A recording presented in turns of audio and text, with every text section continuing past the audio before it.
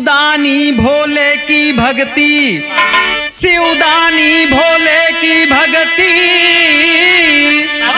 अपारे ओझा करेला भक्ति, भक्ति बड़ी अनोखी भोला रहे गवाह।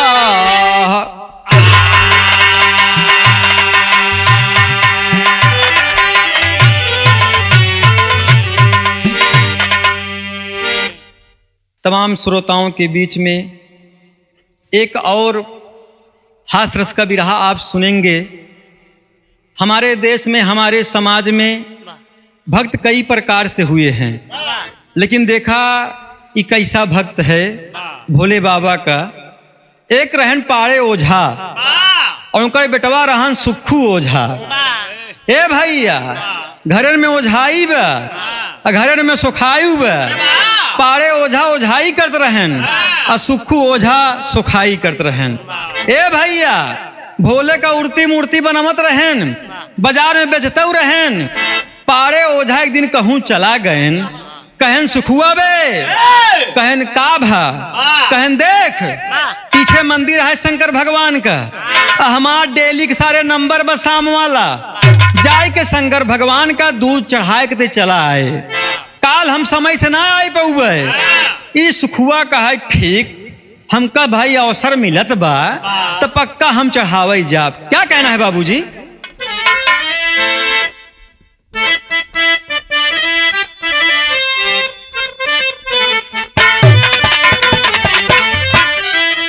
वही लाइन है कि इसके और प्यार का, इसके और प्यार का मजा लीजिए, थोड़ा इंतजार का मजा लीजिए, थोड़ा इंतजार का मजा लीजिए।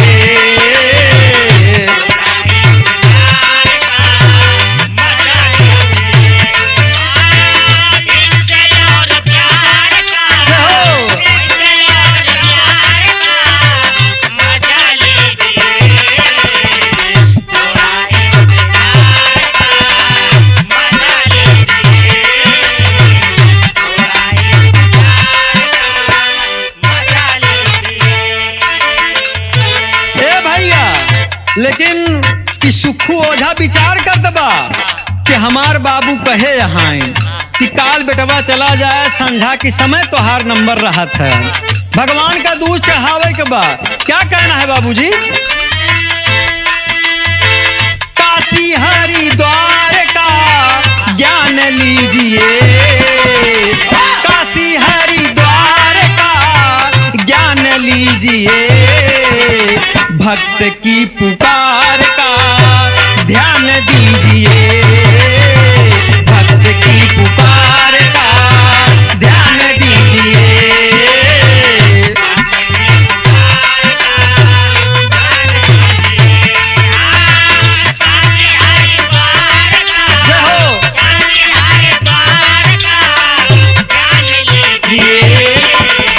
भक्त की पुकार का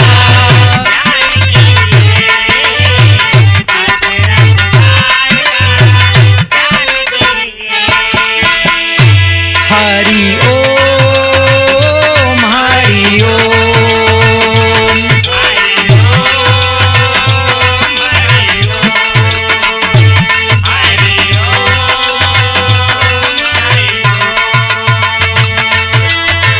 आधी रात ढल गई है, भोर में तुम जाइए, जाके भोलेनाथ जी को दूध को पिलाइए।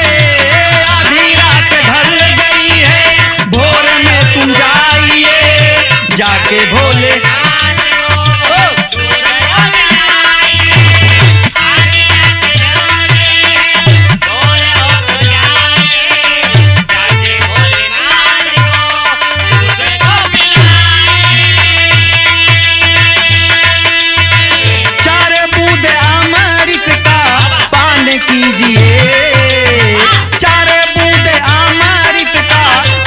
कीजिए, भक्त की पुकार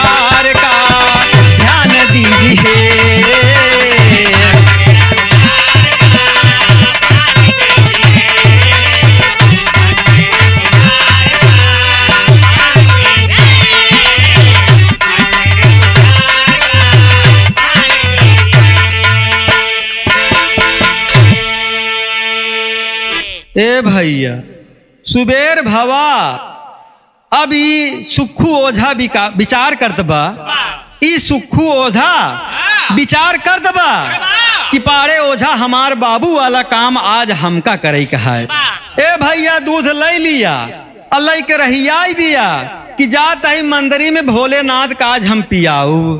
ए भैया चलता है क्या कहना नजम के भाव में।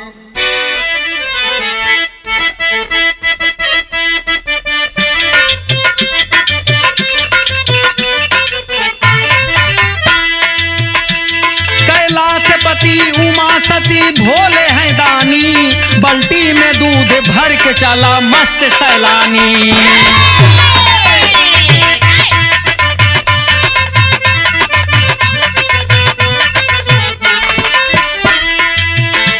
मंदिर में पहुंचा का है जल्दी खोला नजरिया, मंदिर में पहुंचा का है जल्दी खोला नजरिया। दूध चाभा जल्दी जाबई अपने बखरिया।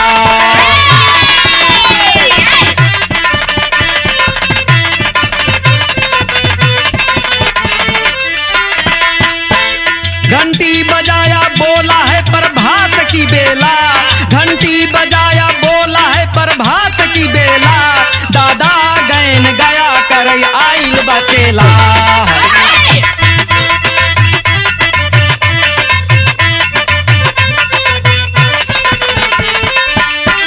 भोला जी गोला छोड़ा जल्दी डमरू बजावा, भोला जी गोला छोड़ा जल्दी डमरू बजावा। नंदी गरे से साथे आवा भोग लगावा।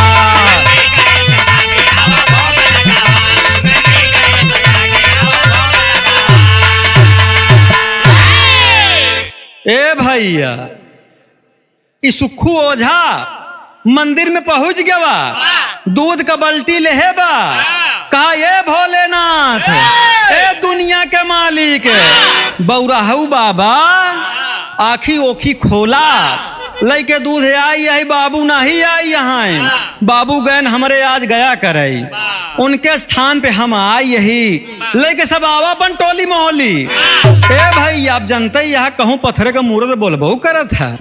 पारे ओझा तो बताएं कि जा हमारे स्थान पे कई या चढ़ाई आया, लेकिन पारे ओझा ये बात नहीं बताएं सुखू का कि भोले का दूध कैसे हम पियावत रहे। ए भैया बाल्टी रख के बैठा बा, कह देखा जल्दी पिया, हमारे पास समय है कम, हमारे घरे काम काज है। अब बतावा कहूँ पत्थरऊ अपने आप दूध पी ले। ए भैया बाल्टी हुई रखी बा, कोई क्या कहना तर्ज हुई बा।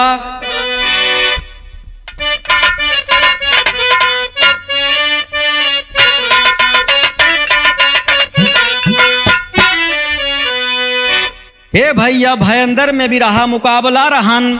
एक गायिका हमारे साथे गाना गावत रहीन ही, ते एक बार बेझिन हम कहे जाय दा, दुई बार बेझिन हम कहे तबऊ जाय दा। कहाँ देखा गुरु जी का हम नई नई बनाए, हम कहे का बनाए। का कहती है भैया कहीं टंगिया में टंगिया फसवल सरे ननदी भौजैया। हम कहे जायद भाई गुरुओ कहती यहाँ तो कुछ हम कहावे, तब हम कहे छोड़ द फिन का छुआवत यहाँ कि माई डियर कही के बोलावल ने रे आज काल कही बेटा हना। तब तो हमारे बर्दाश्त ना आई भाई। हम कहे देखा गुरुओ कहती यहाँ तो पदे हमार तू बिटिया भाऊ, ते देखा कुछ हमारो ले जा। बाबू राम आधार जान ल भैया, वो गवैया रहे, अखाड़े की शान कभी नहीं गई है। हम सब कभी उधा के रखित ना आए। हम कहे हमार ले जा। अरे माई तोरा, अरे माई तोरा हमारा हिला वाले सरे हमारे बाबू के समानावा। माई तोरा हमारा हिला वाले सरे हमारे बाबू के समानावा।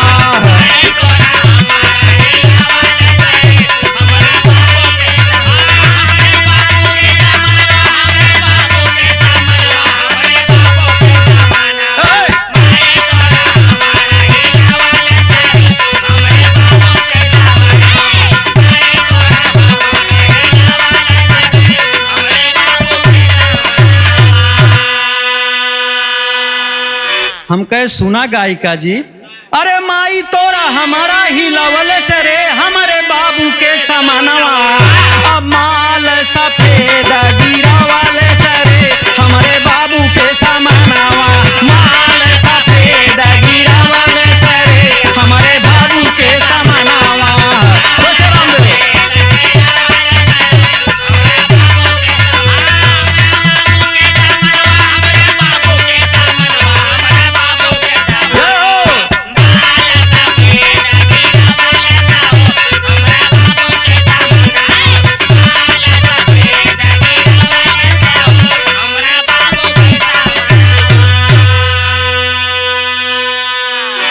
हम कहे माई तोर हमारा हिलवले से रे हमारे बाबू के, देखा गंदी बात न दुई अर्थी बात या। ए भैया हम कहे सुन, तोर माई एक ही हमका भैंस दे रहीन और लागत ना आई रही हमारे घरे, तो तोरे माई का हम बोलाए, हम बाप बेटवा बैठा रहे और तोर माई आपन लगी भैंस लगावई, तो जनते यह जब दूध भाई सफेद बा हमारे बाबू के समनवा, तो भैया देखा अच्छी बात रहे, का कहना इधर का कहना है, ई सुखू ओझा का ये भोले दानी जल्दी से दूध पिया, हमारे पास समय यहाँ हम बाबू घरे ना आई, यहाँ घरे कुल काम काज जानला हम ही करे के पड़त है। एक बार कहे से दुई बार कहे से भोला सुनता ही नहीं न, ती सुखुआ बिचारे से यार कब पी ही, हम लगभग 3 बजे आए, 5 बजे वाला है, कुछ समझता ही ना यहाँ। ये भैया वही सुखुआ जान ल भैया, उठाए से लाठी तोरी भोला की जय रहा, तो का कब से प्यार से कहा था हमार बात तू नहीं समझाता, क्या करता है भैया यही भाव में,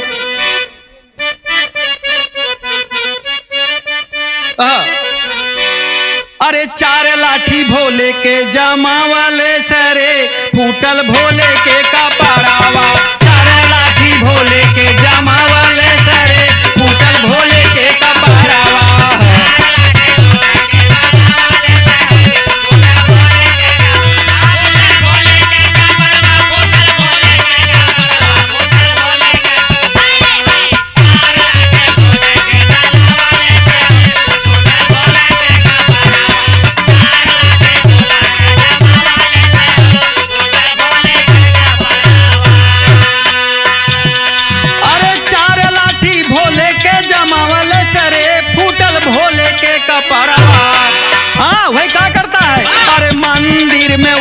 में मचावाले सरे फूटल भोले के कपड़ावा, मंदिर में ऊधा में मचावाले सरे फूटल भोले के कपड़ावा।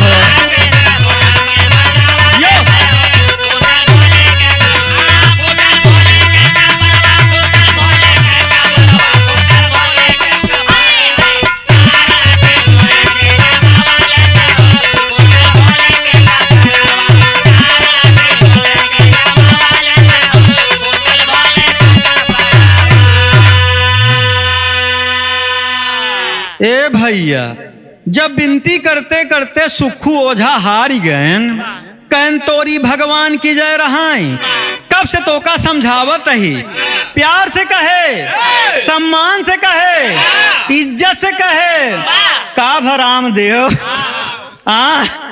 तू लागत ले वही यहाँ का प्रसाद भोले वाला।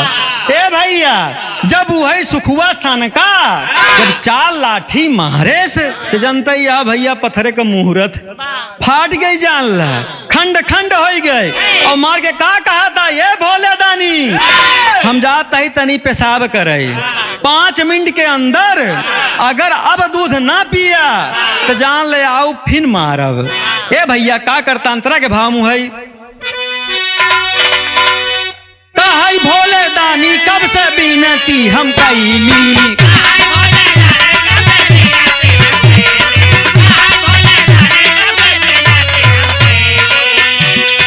बल्टी का दूधवा खत्म नहीं भईली,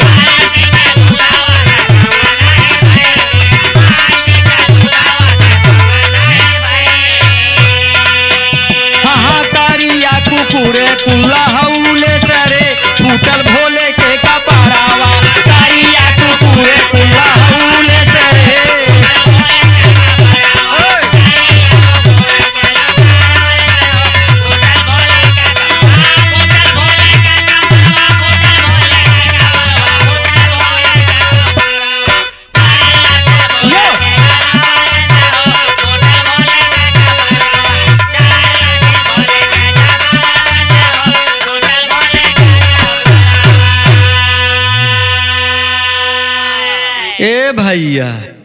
ई सुखू ओझा अब बाबू तो बताए ना आई रहन, आखिर में भोले दूध कैसे न पिया थीन।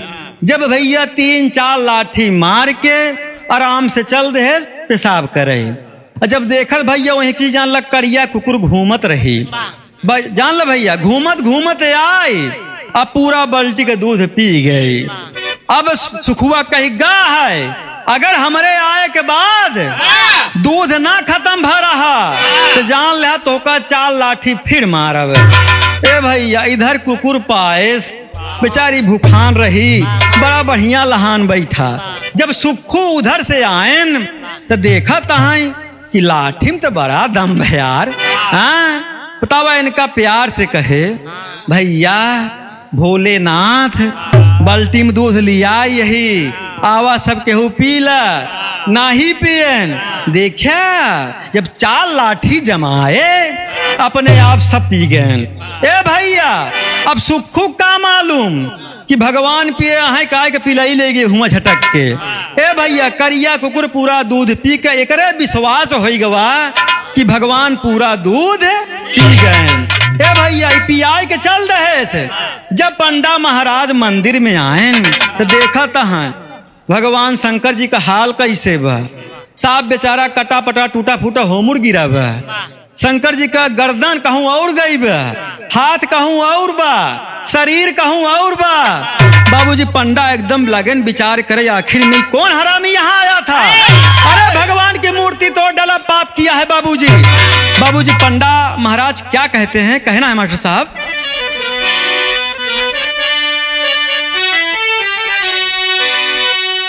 कि के करा के रोवले अरे गंगा जी बढ़िया वाली, अरे के करा के रोवले जामुनावा।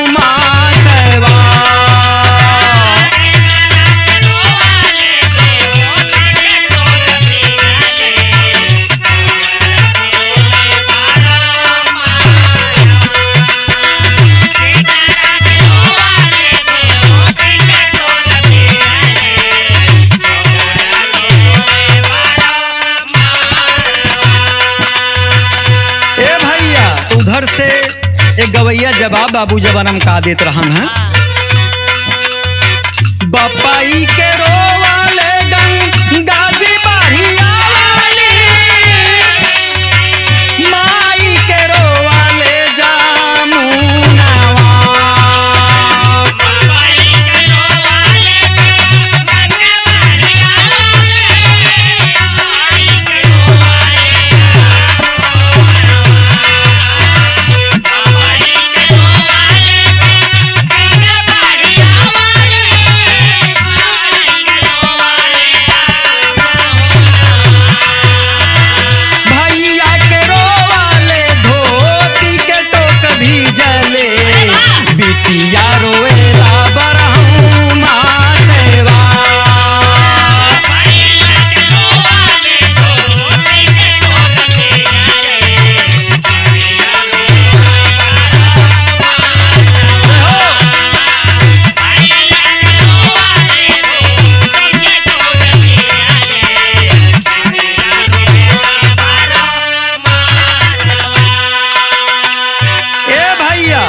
लेकिन देखा इधर का होता, पंडित महाराज क्या देख रहे हैं कि भोले कोई मूर्ति तोड़ दिया है, पूरा सत्यानाश कर जाएगा भैया, पूरा मंदिर खंड खंड हो गया है। क्या कहना है बाबूजी कि पंडित जी देख ले फूटल भोले के कपारवा, अरे असुआ बहेला गंगा धारवा।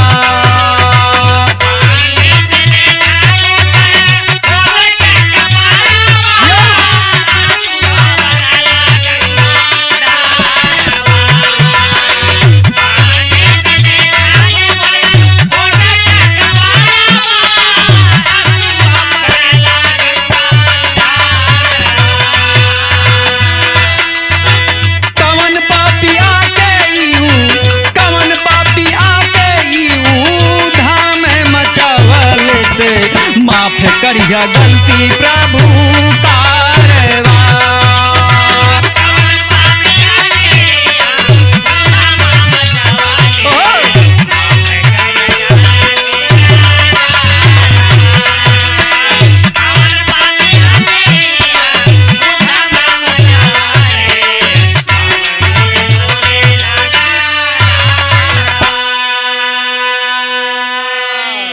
हे भैया, पंडा महाराज देखत हैं पूरी मूर्ति के सत्यानाश हो गयो। अब कुछ पता ही नहीं भोलेनाथ रहन तो कहाँ रहन।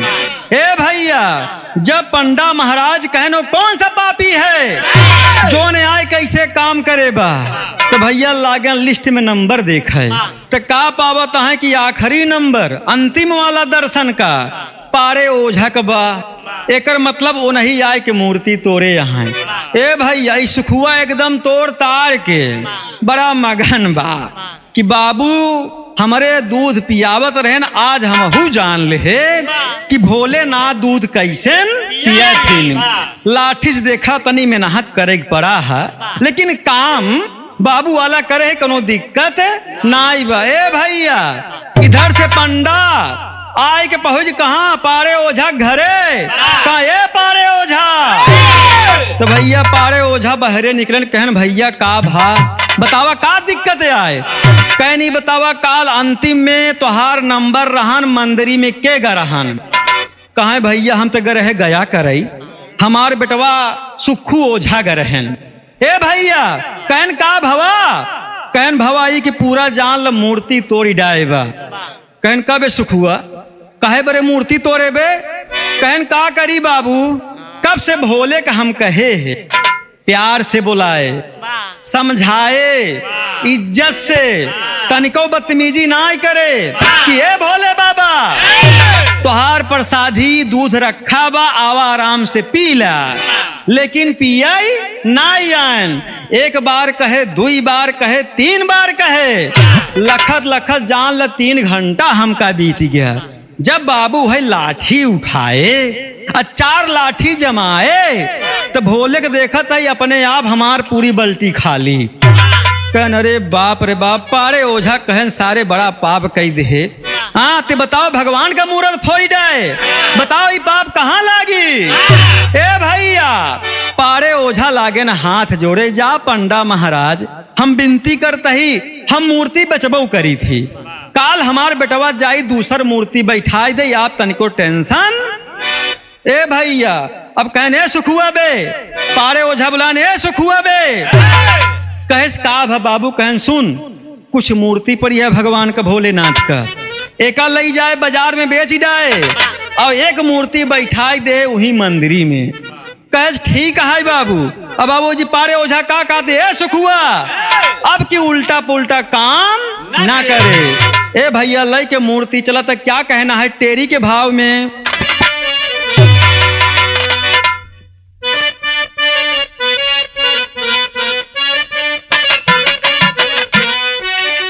नहीं देवा। अरे लाठी लाठी लाठी से भोला खाई है गोला। लाठी लाठी लाठी से भोला।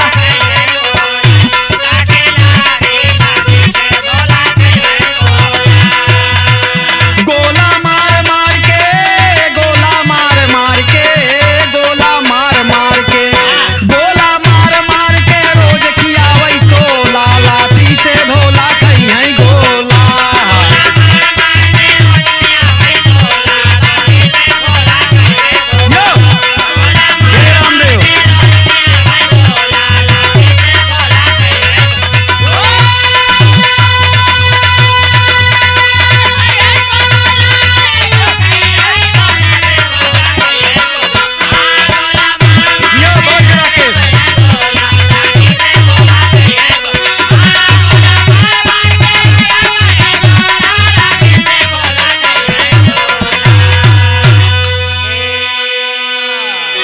ए भैया मंदिर में पहुंच गया।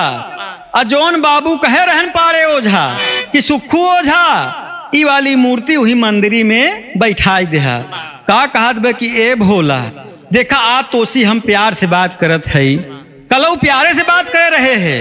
अगर हमार बात मान ले बत आ तो का लाठी न मारब। ए भैया बतावा कहूँ पत्थरों अपने यहाँ बैठ जाही, मूर्ति निकाल रखे बोही का ये भोला अब चुप्पे से उठा जा अपन स्थान ढाई ले। अब भैया लखत बा कि अब कई जान शर्मात हो भोला। कुछ देर बाद अपने आप चला जाइबो जी का तू है तर्ज बा।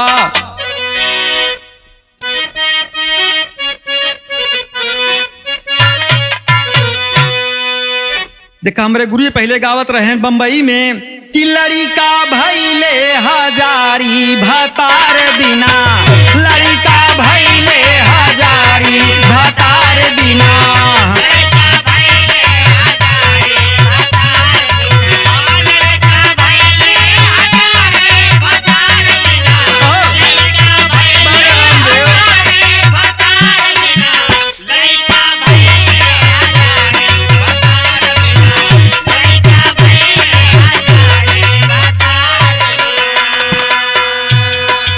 लेकिन इन्हीं भाव में आज सुखू ओझा कहाँ ये भगवान बिना कहे तो का अपने झोला से निकाल दे है और जाए के अपन स्थान धैल का कहत बे भैया।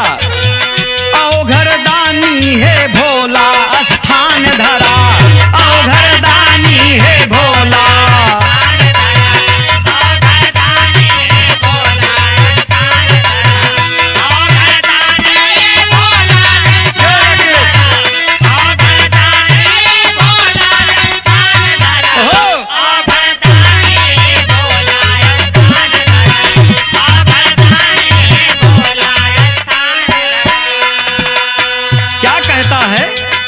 कीर्ति अमर महिमा जाए बखानी, कीर्ति अमर महिमा।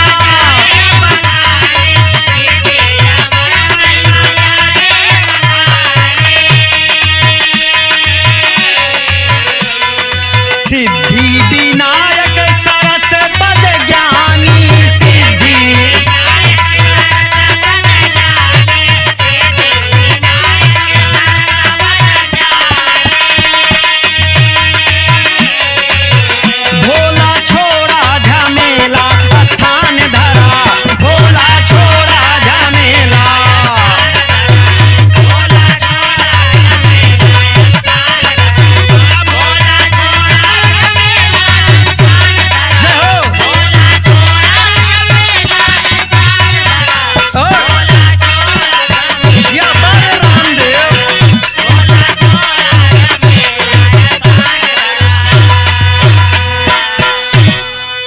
रामदेव मास्टर यही बरेजा तो का बहुत सम्मानी थी। कहूँ कहूँ एक ऐसा बजाई दे थे ना कि जहाँ ल पूरा छाती फाटे लागे थे यार। हाँ ए भैया ई का दो सुखुआ ओझा कि देखा भोला बिना कुछ कहे, राकेश भाई बिना कुछ कहे प्यार से हम तो का मारब, अपन स्थान धैल हम जाई अपने घरे उड़ती मूर्ति बेचे बा। ए भैया एक पुजारी घूमत घूमत आयन ई सुखुआ समझ गया कि भोला हमसे कुछ शर्माबो करत थी, जाई तब तक कुछ घूमी टहरी कई जान भोला अपन स्थान धैल ले। ए भैया ई चला गा चुप्पे सब कहत बा के भोले दानी हमरे आवत भरे में अगर अपन स्थान न धरा तो जोन चाल लाठी काल जमाए रहे आज फिर दोहराऊ। ए भैया इधर का होते एक पुजारी चलावत है पूजा करे तो का कहना है। एक पुजारी आइले भीतरवा, एक पुजारी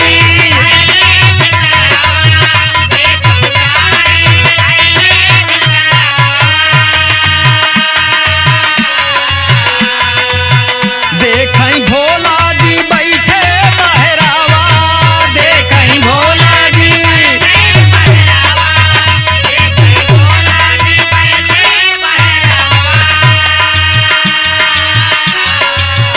मूर्त दिया बही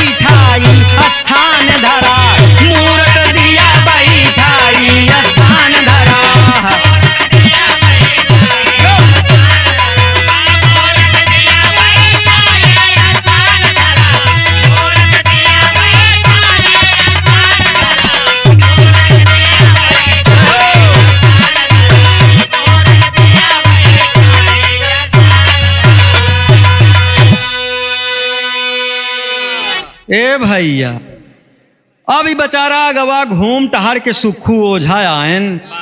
जब कुछ देर बाद चला आयन तो देखा तहाई कि भोला जी गायब हैं। एकर मतलब आज भोला हमारे हाथे मार नाई खवैया रहन। अब ओका नाई मालूम बा कुही बीच में एक ही पंडा महाराज आए रहन और आराम से रख के मूरत चला गए। समझ गए कि भोला आज भोला का हमारे हाथे मार खाए का मन। ए भाई आराम से पंडा महाराज जहां भोला का स्थान रहन मूर्ति हुई बैठाई देन। अब सुखुआ समझ जी कि भोला अब हमार बात मानई लगा है। ए भाई अलग कहाँ गवा बाजारे में और का कहा सबसे ए भैया अरे भोला आई यहाँ बिकाई बर इनका खरीद ला।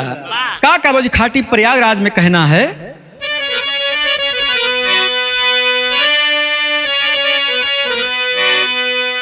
अरे बिकाई आए भोला, अरे बिकाई आए भोला, अरे खरीदा बाजरिया बिकाई आए भोला।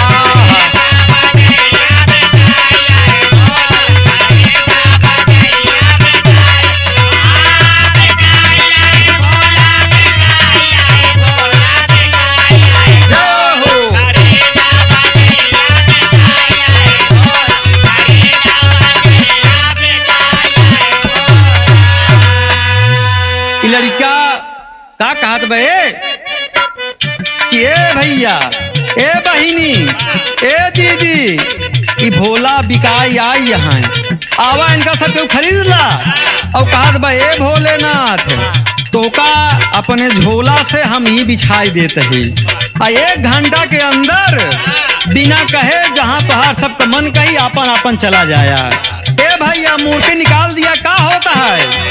एक पति पत्नी रास्ता में चला आवता है का होता भैया अंतरे के भाव में।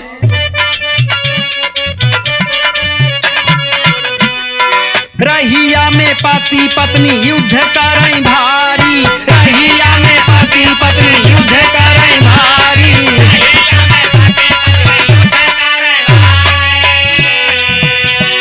मूर्ति उठाई के करेला मारा मारी, मूर्ति उठाई के करेला मारा।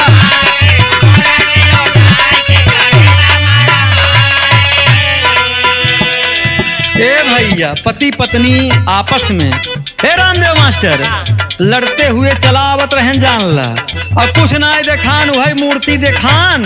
और सुखू ओझा गाहे बाजार में उसे घूमत हैं कि भोला हमारे सामने बिकाए में शर्मात हिन न रहत अपने आप बिकाई जाइए। भाई यह का होता। अरे पथरा का फेंक कुल नदिया भीतरिया बिकाई आए भोला, खरीदा बजरिया बिकाई आए भोला।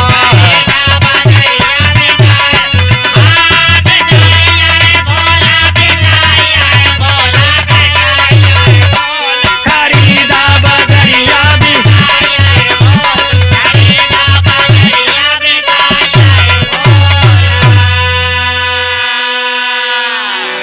ए भैया पति पत्नी जान लगे से युद्ध बढ़ के भाई साहब कि जोन सुखू ओझा मूर्ति रखे रहन ओका ढेला समझ है। ए भैया वो का मारत बा वो का मारत बा बगली हुई नदी है। अब जान ल भैया दोनों पति पत्नी के युद्ध में सारी मूर्ति बिना मतलब का कुल नदी में फेंकाई गई। अब इस सुखुआ जब घूम के आई तो देखा था भोले दानी बड़ा जल्दी भी काई गए। हाँ बिना क्यों बताएं। ए भैया हम तो ही रख के गए रहे तो सुखुआ कहे हमार तो काम हो गया। बाबू कहर मूर्ति बैठाई दे है हुआ बैठाइन दे है। बाबू कहर मूर्ति बेच डाया बिना मतलब कहीं बिकाइन गई है। ए भाई एक को पैसा ना आई पाए से। अब बाबूजी घरे रहिया तो का कहना खड़ुआ अल्लाह मुहई कि बिन पैसा के बिकी है मूरत ना ही पाए आना चार। बिन पैसा के बिकी है मूरत, बिन पैसा के बिकी है मूरत ना ही पाए आना चार। बिन पैसा के बिकी है मूरत कौन खरीदा कौन ले गई ले ना ही देखा एक बार। कौन खरीदा कौन ले गई ले जब मारे तब भोला गई ले लाठी नाती मारे चार। जब मारे तब भोला गई ले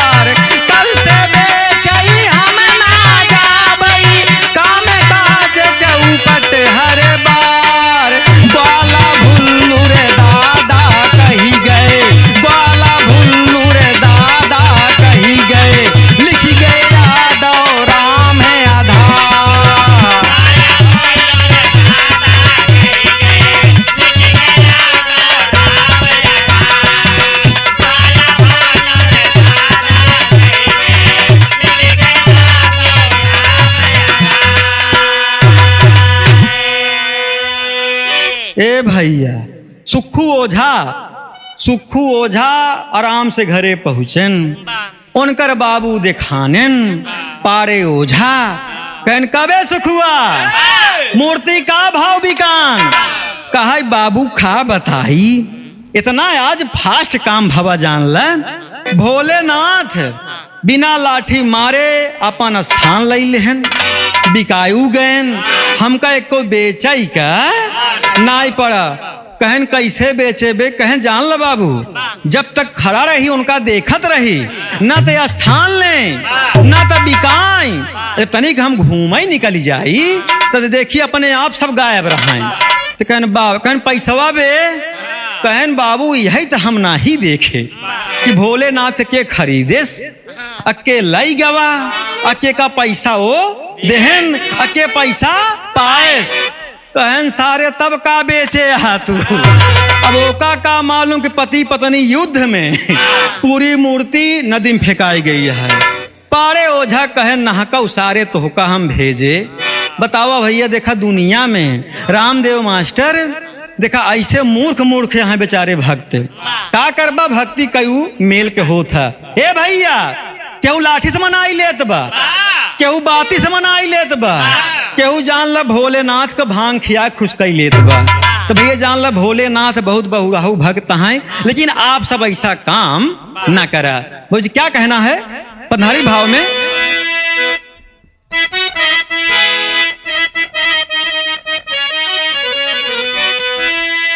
अरे मूर्ख रहले सकल पंच का जगाई दिहले से, अरे मूर्ख रहले सकल पंच का जगाई दिहले से, अरे लाठी मार मार के भोले का मुआई दिहले से।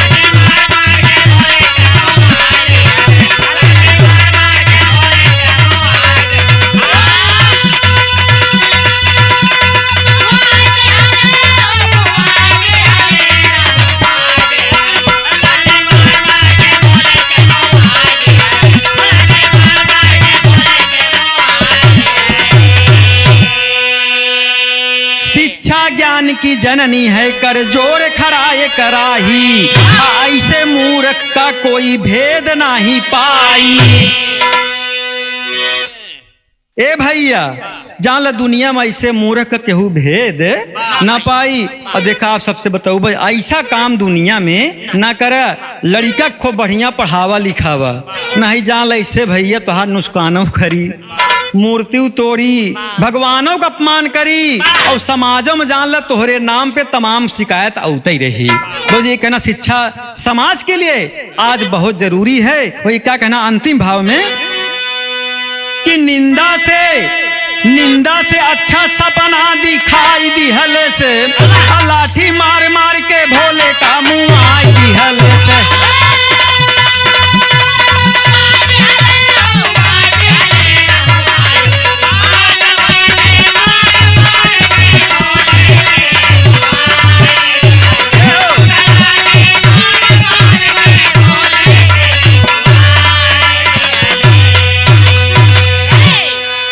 देखा भैया आखिरी में खानदान का कैसे परिचय है कि स्वामी गीतानंद संत की अमर रहे फुलवारी, जुगनू हैदर अली कहे सब राजा राम की यारी हो, लाठी से भोला खई है गोला, अरे गवैया भूपेंद्र का सदा अमर है चोला, लाठी से भोला खई है गोला।